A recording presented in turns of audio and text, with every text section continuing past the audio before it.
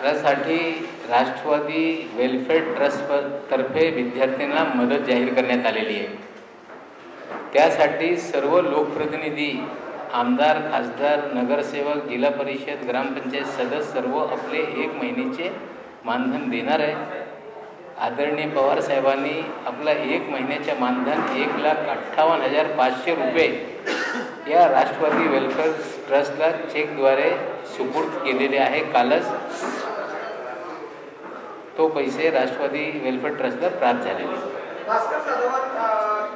काल झालेले भास्कर जाधव यांच्या घरातलं जे लग्न आहे त्या बाबतीत पवार साहेबांनी आणि राष्ट्रवादी काँग्रेस पक्षाने नापसंती व्यक्त केलेली आहे आणि सर्व कार्यकर्ते व नेत्यांना आग्रह करण्यात येत आहे की यापुढे सर्व नेत्यांनी तारतम्य पाळलं पाहिजे अशी राष्ट्रवादी काँग्रेस पक्षाची अपेक्षा आहे।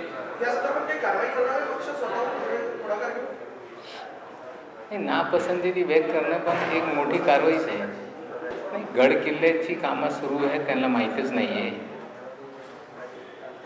काही आमचे स्वतःचे कार्यकर्ते पर्सनल पण ते गड किल्ल्यांची कामाला सुरुवात केलेली आहे।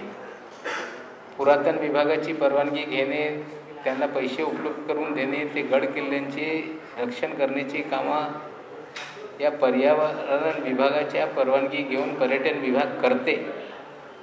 पण डॉक्टर बाबासाहेब आंबेडकर यांचे स्मारक, शाहू महाराजांचे स्मारक आणि छत्रपती शिवाजी महाराजांचे स्मारक या राज्यामध्ये निर्माण करण्याची घोषणा राज्य सरकारने केलेली आहे आणि ते या राज्यातले जे शाहू फुले आंबेडकर विचारांचे कार्यकर्ते जनता आहे त्यांना प्रेरणा देणारे आस्थान आहे।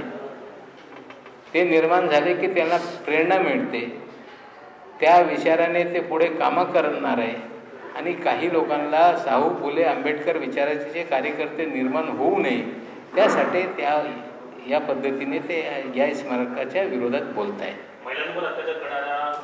भूल करणारे हे वक्तव्य आहे।